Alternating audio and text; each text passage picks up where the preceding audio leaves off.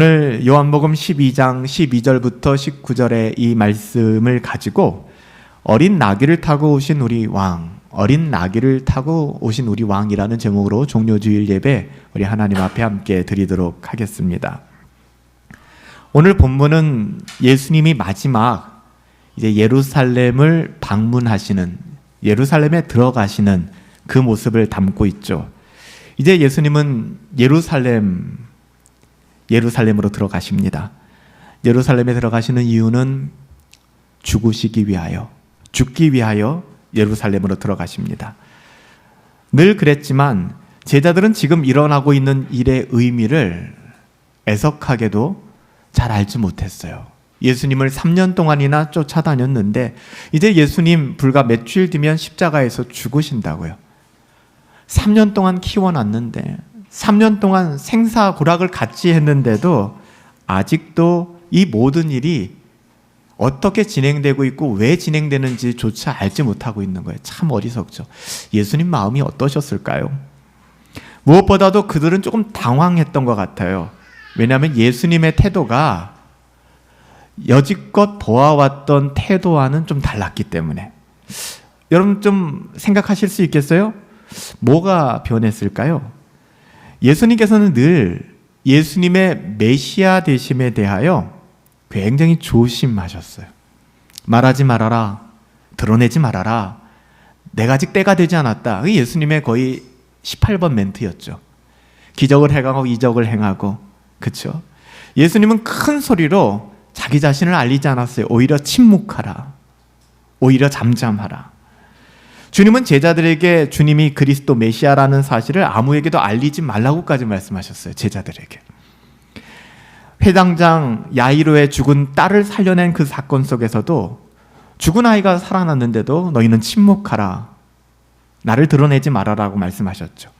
변화산에서 주님의 신비로운 변화를 본 제자들이 들떠있을 때에도 제자들을 입단속시키셨어요. 말하지 말아라, 아무에게도 증거하지 말아라. 여러분, 오병이어의 사건을 통해서는 어땠을까요? 여러분, 절호의 기회 아닙니까? 자기를 피하라고, 자기를 알리기에 너무나 좋은 기회지 않습니까? 심지어는 사람들이 모여서 예수님을 왕으로 모시려고까지 했습니다. 왕으로 추대하자, 이런 운동까지 일어났습니다. 근데 예수님께서는 자기를 왕 삼으려고 하는 사람들을 피해서 산으로 도망가셨습니다. 아주 적극적으로 자기를 알리기를 거절하셨어요. 그런 예수님의 모습을 보면서 굉장히 답답했겠죠. 우리 예수 선생님 왜 저러실까? 이 기회인데. 근데 여러분들, 오늘을 기점으로 해서 예수님의 모습이 바뀌기 시작했습니다. 예수님께서는 마리아가 저녁 식탁에서 예수님의 발을 씻기실 때, 그리고 향유를 부을 때에도 그렇게 하지 말아라, 나를 드러내지 말아라 라고 말씀하지 않으셨어요. 있는 그대로 발 씻김을 내어주셨고요, 뿐만 아니라 예수님의 죽으심과 또 예수님의 어떠하심을 사람들에게 드러내기 시작했습니다. 그러니까 예수님의 태도가 바뀐 것이죠. 예루살렘에 입성하실 때 오늘 본문도 마찬가지입니다.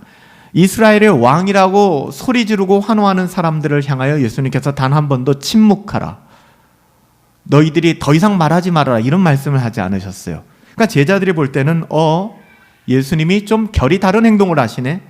여지껏 함께 보았던 예수님은 철저하게 자기 자신을 드러내지 않다가 이제 갑자기 자기 자신을 막 드러내기 시작하는 거예요. 분개한 바리새인들이 이들의 환호를 외치라고 얘기합니다. 오히려 바리새인들이 예수님을 왕으로 막 인정하니까 예루살렘 거리에 있는 사람들을 향하여 조용히 하라, 저는 왕이 아니다, 막 이런 얘기를 합니다.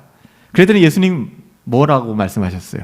누가복음 19장 39절에 가보면, 만일 이 동네 사람들이, 예루살렘 사람들이 내가 왕이라는 것을 침묵하면 이 돌들이 소리 지르기 시작할 것이다, 나는 왕이다. 굉장히 이상한 말씀을, 이상한 건 아닌데 결이 다른 말씀을 하신 거죠. 예전과는 다른, 전에 보여주셨던 주님의 태도와는 너무나도 다른 태도죠. 주님이 변하셨어요. 십자가를 앞두고 나서 이제는 때가 이른 것이죠.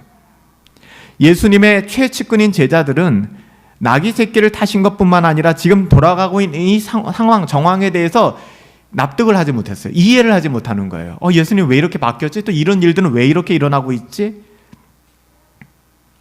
그런데 오늘 본문에서 여러분 제일 중요한 핵심은 무엇이냐? 이렇게 자신의 왕 되심, 메시아 되심을 마음껏 드러내고 계심에도 불구하고 예수님이 지금 타고 들어가는, 예수님이 자기 자신을 드러내고 있는 수단에 여러분 집중하십시오. 말이 아닙니다. 백마를 타고 입성하는 것이 아닙니다.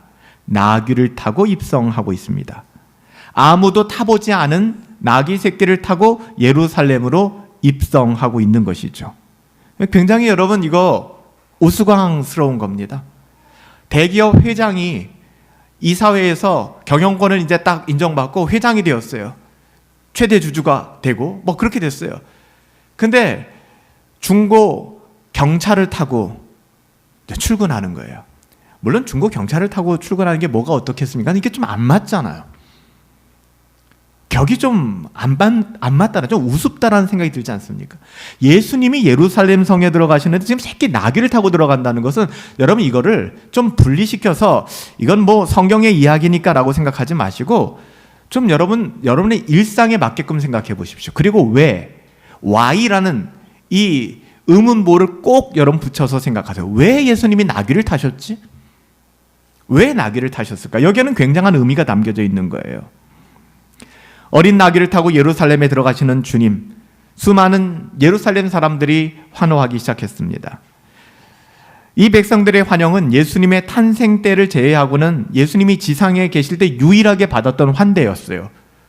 동방 박사들이 예수님의 탄생 때 가서 경배하고 사람들이 예수님의 탄생을, 베들레헴에서의 탄생을 축복해 주었죠.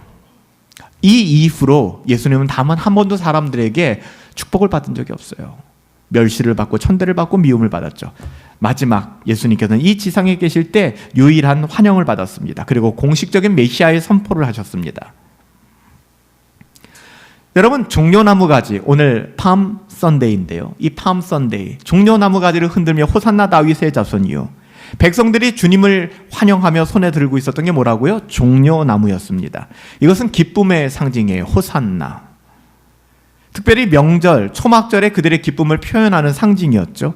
그러니까 종려나무 가지가 예수님 당시의 이스라엘 사람들에게는 어떤 기쁨의 상징 이상의 그 무엇인가를 담고 있었는데 우리가 그걸 조금 이해할 필요가 있는데요. 왜냐하면 이 종려나무 가지는 이스라엘 백성들에게 민족적인 상징이었습니다. 우리나라는 뭘까요? 민족적인 상징이. 우리의 상징을 좀 이렇게, 우리의 민족성을 좀 자극시키는 상징들이 있지 않습니까? 유대인들에게 있어서 이 종려나무는 그들의 유대인됨, 이스라엘 백성됨의 민족성을 격발시키는 하나의 도구였습니다. 잠깐 한번 설명해 드릴까요? 바벨론, 이 바벨로니아에 의해서 뭐 그 지역, 그 모든 지역들이 다 평정이 됐죠. 이스라엘도 예외는 아니었습니다. 바벨론의 포로가 되고 바벨론의 멸망을 당하고 아주 비참함을 경험하게 되었죠. 바벨론의 멸망 이후에 또 페르시아 그리고 알렉산더 헬라 제국에 의해서 이스라엘 백성들은 처음엔 바벨론 그리고 페르시아 그리고 헬라 제국, 로마 제국에 의해서 그들은 너무나 비참한 인생을 살았습니다. 그렇게 정복을 당한 민족으로 존재해오던 이스라엘, 그래서 식민지인으로 살아가던 이스라엘 백성이 예수님이 오시기 167년 전에 헬라의 제국의 셀류코스 왕조 때 안티오코스 에스파네스에 의해서 성전이 모독되는 것을 경험하게 됩니다. 참 비참한, 그러니까 어디까지 떨어질 수 있는가. 그러니까 나중에 우리 예배당이 여기 막 불상이 서고 무당이 굳히닥거리를 하고 막 이런 현장으로 바뀌는 모습을 여러분 보시게 됐다고 생각해 보세요. 여러분 어떠시겠어요?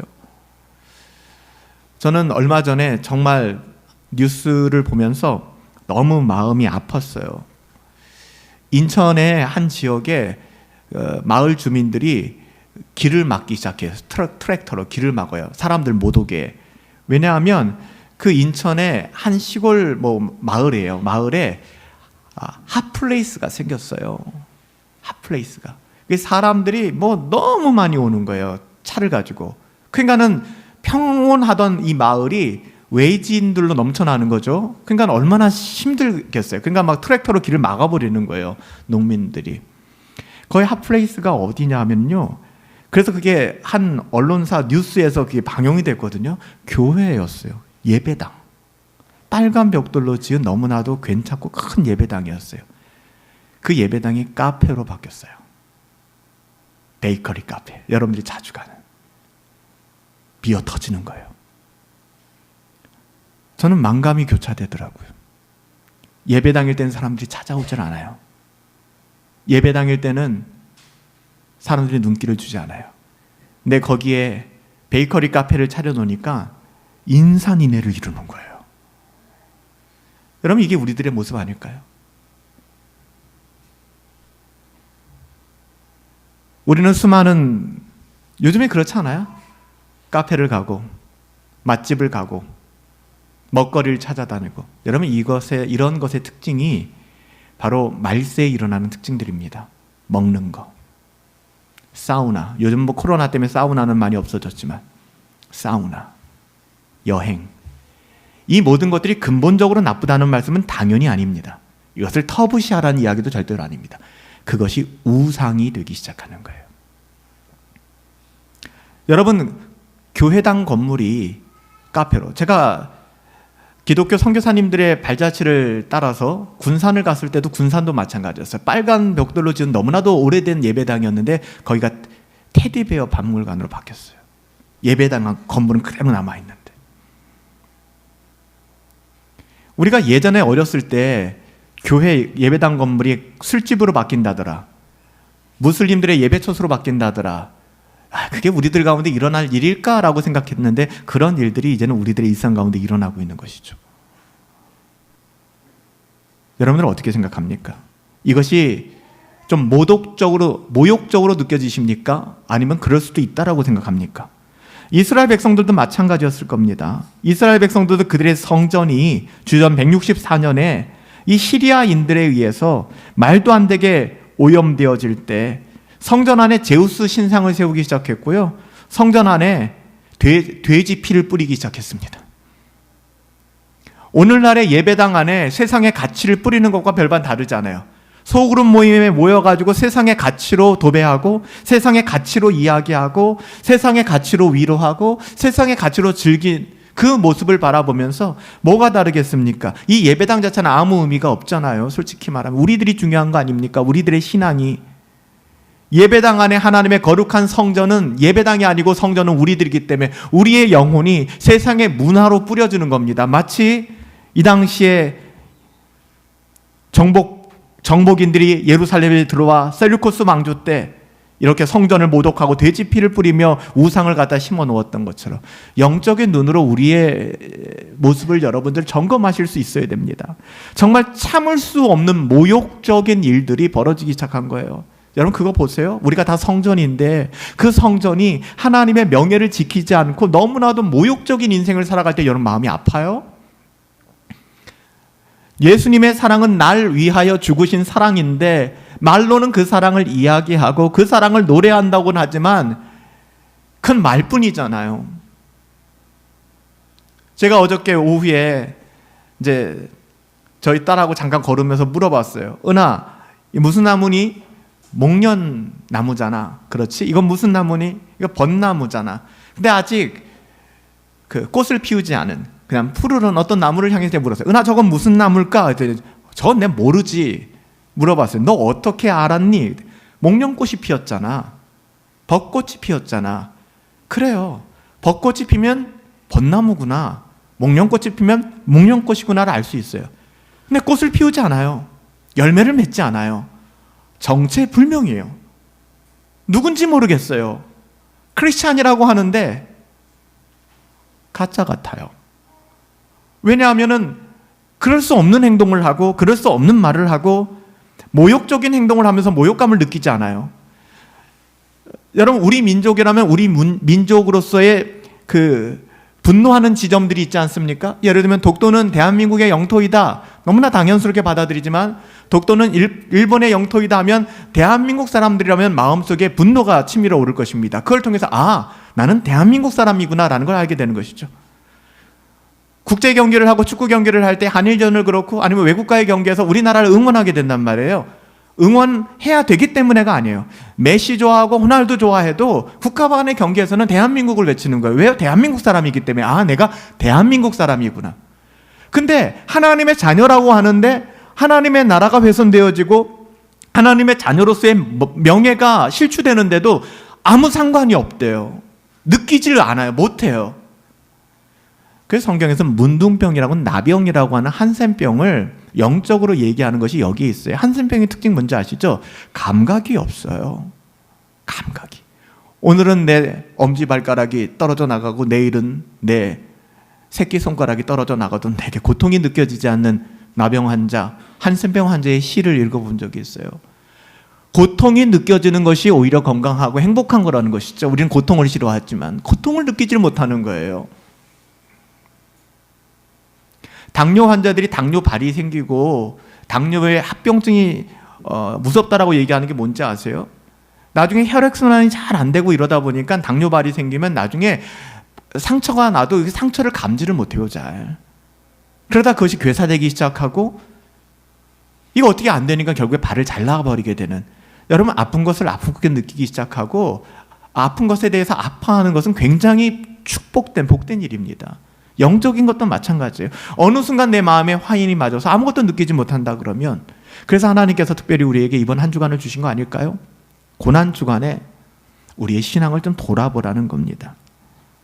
이스라엘 백성들이 그렇게 비참함 가운데 살아가고 있다가 그들이 민족적으로 신구약 중간기 때 일어난 일인데, 그들이 모든 마카비우스, 그러니까 유다의 마카비우스가 죽고 나서 그 형제 마카비우스가 141년, 그러니까 주전 141년, 예수님 오시기 141년 전에 시리아 군대를, 돼지 피를 뿌리던 모든 그 시리아 군대들을 다 쫓아냈어요.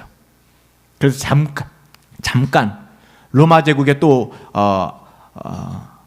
식민 생활을 하기 전 잠깐 동안 그들이 완벽한 독립을 쟁취하게 되었습니다. 이때 이들이 뭐 했냐면은요, 이 마카비우스 왕조, 그래서 이 외경의 마카비서가 그래서 나온 거거든요. 이 마카비아 왕조, 이 하누카에 대해서 막 열렬히 환영하고 민족적인 민족의식을 고취하기 시작합니다. 그래서 주전 141년 예루살렘이 완벽하게 독립된 그날에 그들이 승리의 퍼레이드를 하거든요. 그때 흔들었던 게 종려나무 가지입니다.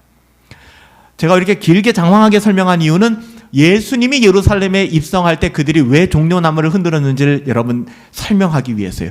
단순하게 그들은 예수 그리스도를 내 영혼의 구원자요 나의 구원자, 그렇게 받아들인 것 이면에 또 어떤 생각들이 있었냐면, 그들이 로마 제국에서 우리를 해방시켜줄 정치적 메시아로 생각했던 것입니다. 그래서 열렬히 외쳤던 거예요. 기호 1번을 뽑으면 이 나라가 바뀔 거야. 기호 2번을 뽑으면 이 나라가 바뀔 거야. 열심히 선거운동하는 것이죠. 바로 그 사람들이었습니다. 호산나 찬송하리로다. 이 호산나 나를 구원하소서, 이 메시지에 내 영혼의 죄와 해결할 수 없는 우리의 영혼에 대한 메시지를 포함하여 이들은 이스라엘의 정치적 왕으로서, 쉽게 얘기하면 나의 삶에 좀 도움이 되는, 이렇게 적용하실 수 있을 거예요. 내 삶에 좀 도움이 되는, 예수 믿으면 내 삶에 좀 도움이 되는 그런 대상으로서 예수님. 그래서 예수 믿으면 병도 낫고, 예수 믿으면 병이 안 낫는다는 게 아닙니다. 그러니까 예수 믿으면 병도 낫고 사업도 잘 돼요. 그렇지만 예수를 믿으면 병 낫고 사업 잘 되고 이 세상의 그 어떠함을 얻기 위한 수단으로 예수님을 믿는다는 건 그건 불신앙입니다. 여러분, 이 부분에 대한 균형이 있어야 돼요.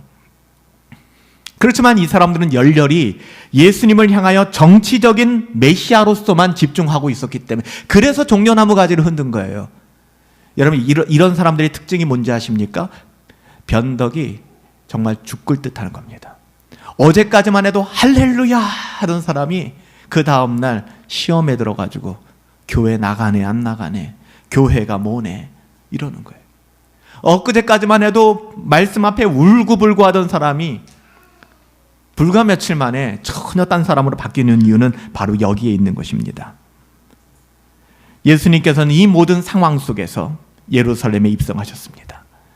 예수님은 알고 계셨어요. 내가 왜 예루살렘에 들어가는지. 죽으러 들어가는 겁니다.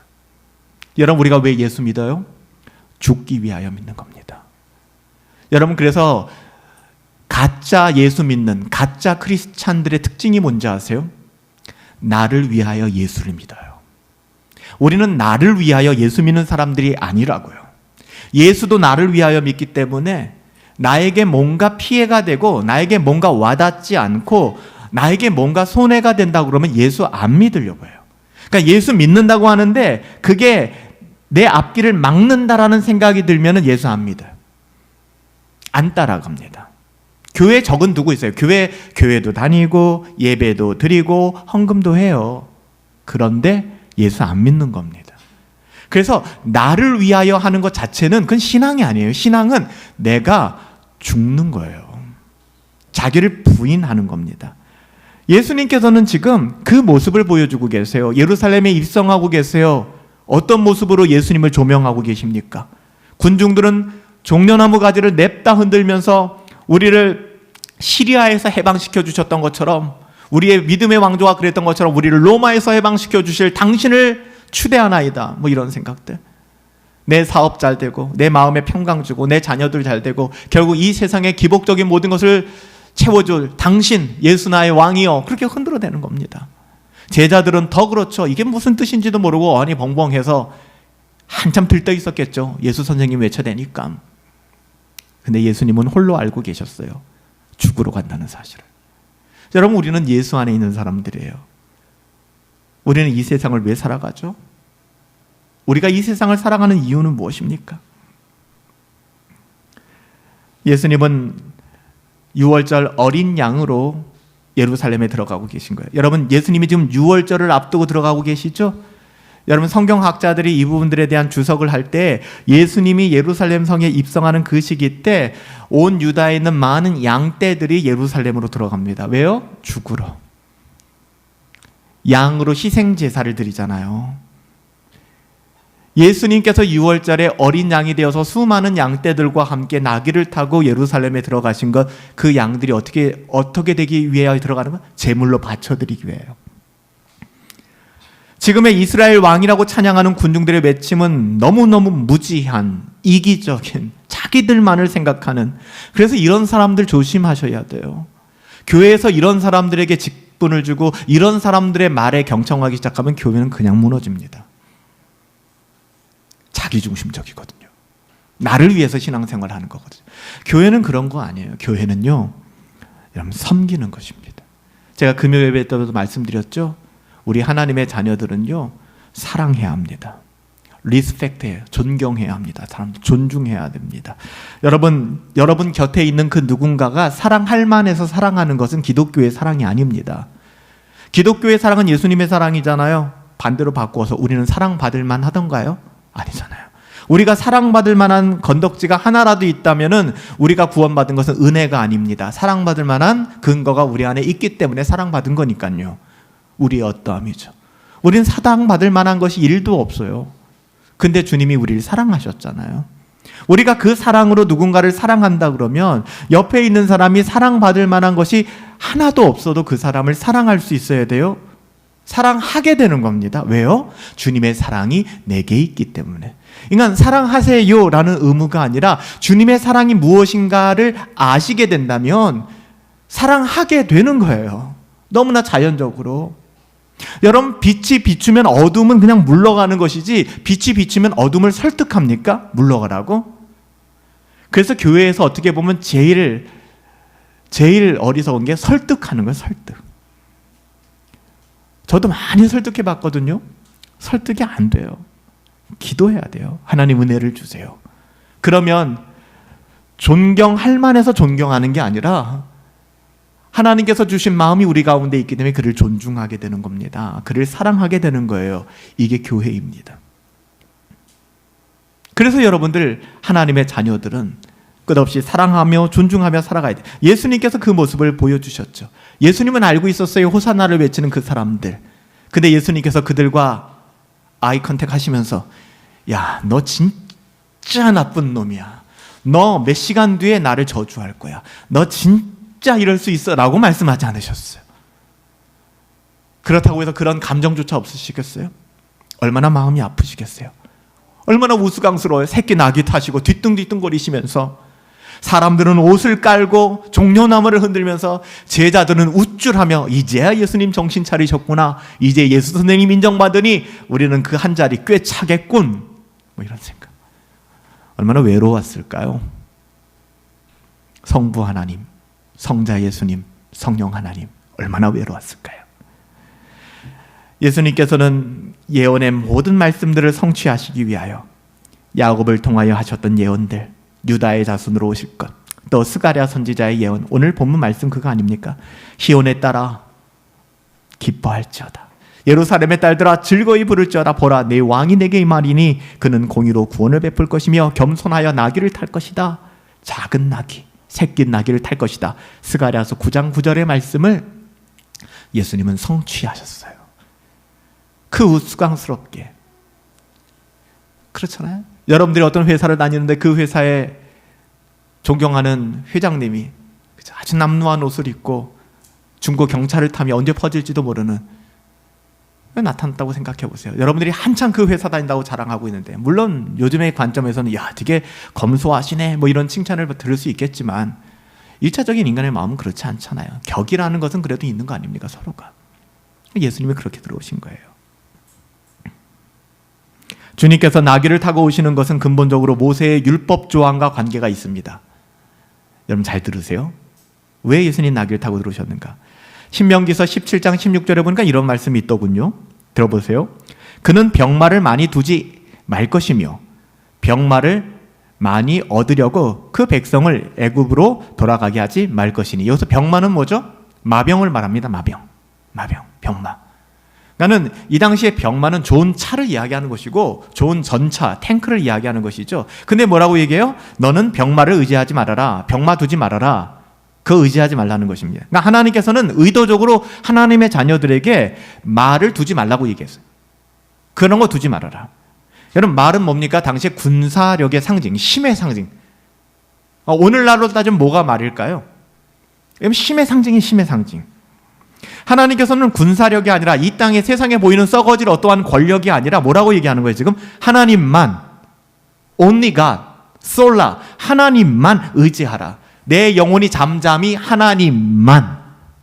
우리가 들었잖아요. 지난주 설교 중에 하나님만 바라라. 하나님만 바라보라. 그래서 이스라엘 왕도 전쟁과 정복을 상징하는 말을 탈 수 없었던 겁니다. 이 신명기서에 의하면. 그래서 너는 말 타지 말아라. 그래서 여호수아 장군이 말을 타면서 막 그런 거 없었단 말이에요. 그런 장면이 안 나와요, 성경에. 그렇죠? 오히려 마병 부대가 막 쳐들어왔을 때 그 마병 부대들을 수장시키고 이기는 장면이 나와도 모세가 백마를 타고 달리더라, 여호수아가 뭐 백마를 타고 달리더라, 이런 장면 나오지가 않아요. 의도적으로 하나님 막으시는 거예요. 말을 타지 말아라. 세상에 그 어떠함을 의지하지 말아라. 하지만 역사는 인간의 죄악을 그대로 얘기하죠. 다윗은 말을 tas습니다. 솔로몬도 말을 탔어요. 그렇지만 하나님의 궁극적인 말은 이런 얘기죠. 너희가 말을 타지 말아라. 그게 그러니까 말이라는 그 동물을 타지 말아라 라는 1차적인 의미도 있지만, 율법이 주는 또 하나의 의미는 세상의 권력과 세상의 그 어떠함에 빠져들지 말라는 겁니다. 결국 말을 탔던 다윗, 말을 탔던 솔로몬 다 타락하게 되잖아요. 세상의 권력에 취해서 간음죄를 짓게 되고 살인죄를 짓게 되고, 세상에 취해가지고서 하나님의 성전을 만신전으로 만들었던 솔로몬의 그 비참함을 여러분 알고 계시지 않습니까? 그 나중에 돼서야 헛되니 모든 것이 헤아려서 바람을 잡는 것 같이 헛되다. 말 타지 말아라 라고 얘기하는 거예요. 그 예수님은 나귀 타고 들어가신 거예요. 주님이 예루살렘, 이스라엘의 왕으로서 나귀를 타신 것은 율법에 대한 온전한 순종이었고요, 자기 백성을 위한 율법의 의를 이루신 겁니다. 비록 나귀를 타신 주님은 영광의 왕이셨지만 이 모습이 부인할 수 없게 보여주는 것은 그 영광의 왕은 은혜로우신 또한 겸손의 왕이라는 것을 우리에게 보여주는 것이죠. 새끼 나귀를 타셨다는 것. 그 말에 나귀의 장식물의 전부는 제자들이 깔아준 옷 한 벌밖에는 없었어요. 야, 진짜 이게 여러분 하나님의 자녀들, 신자들의 삶이 되어야 합니다. 예수님은 평화의 왕으로 오셨어요. 전 여러분들이 가는 곳마다 분쟁과 다툼이 멈추고 자꾸 뒷담화하지 마세요. 자꾸 사람들 죽이지 마세요. 보이지 않는 곳에서 사람들 난도질하지 마십시오. 제가 늘 말씀드렸죠? 그게 우리에게 익숙하다고. 익숙하다고 해서 그것이 인정되어서는 안 됩니다. 우리는 남 좋은 얘기하는 것보다 남 욕하는데 더 쾌락을 느껴요. 다른 사람들의 문제점을 지적하는 것을 더 기뻐해요. 왜 그런지 아세요? 우리 옛사람의 형상이 아직 우리 안에 있기 때문에. 그래서 여러분들, 우리는 우리의 옛사람을 죽이고 끊임없이 감사로 불평을 이겨내고 경건을 추구하며 거룩한 삶을 애쓰셔야만 하는 것입니다. 왜? 우리가 하나님의 자녀이기 때문에. 하나님의 자녀답게 살아가야 되는 거 아니겠어요? 그렇지만 여러분들, 주님이 이 땅 가운데 오셔서 예루살렘에 입성할 때는 나귀를 타셨지만 주님이 다시 오실 때는 달라요. 요한계시록을 보면 백마를 타고 오십니다. 백마를 타신 주님을 보게 됩니다. 이게 어떤 상징일까요? 예수님의 초림과 예수님이 이 땅 가운데 오셔서 지금 이 시대에는 하나님의 은혜의 때입니다. 겸손의 왕으로 우리를 구원하신 주 예수 그리스도께서, 그렇지만 주님 다시 오시는 그날에는 이제는 정복자로 심판주로 오신다는 겁니다. 여러분, 그날은 분명히 올 겁니다. 그리고 공의를 심판하시고 공의에 정하는 모든 것들에 대하여 하나님은 싸우실 겁니다. 전에는 비하와 수치의 옷을 입고 오셨죠. 처절하게 십자가를 지시고, 하지만 머리 둘 곳조차 없이 오셨죠. 하지만 이제는 악한 죄인들을 다스리고 심판하시는 공의의 주님으로 나중에는 영광과 영예의 관을 쓰시고 백마 타고 오실 주님을 요한계시록에서 이야기하고 있잖아요. 여러분, 우리도 마찬가지입니다. 이 땅에서 우리가 예수와 동행하며 어린 새끼 나귀를 타고 예루살렘에 입성하셨던 것처럼 아무도 이해해 주지 않고, 그래요, 하나님만 알면 되죠, 뭐. 그렇잖아요. 사람이 알아주면 좋아요. 저는 그런 믿음의 동역자들이 많았으면 좋겠습니다. 근데 우리가 정말 극단적으로 생각하면 사람 아무도 몰라줘도 괜찮아요. 우리 주님이 알아주시면 되지 않습니까? 우리가 주님 앞에 섰을 때 우리의 중보자 되시고 우리의 증인 되어주시고 우리 편 되어주시는 분은 주님밖에 없으시잖아요. 왜 자꾸만 사람의 말에 귀를 기울이세요? 주님 바라보시고 우리는 이 땅 가운데 그렇게 살아가는 거예요. 그렇지만 주님이 그것을 반드시 보상해 주십니다.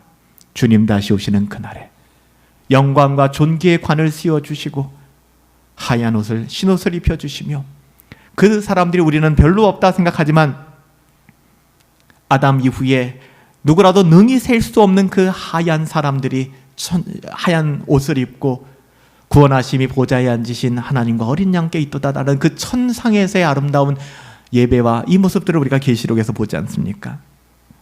여러분, 오늘 고난주간을 앞두고 여러분들에게 부탁드리고 싶어요. 우리 이 땅을 지금 두 발을 딛고 살아가는 사람들이니까요, 우리는 나귀를 타고 오신 왕을 섬기는 사람들입니다.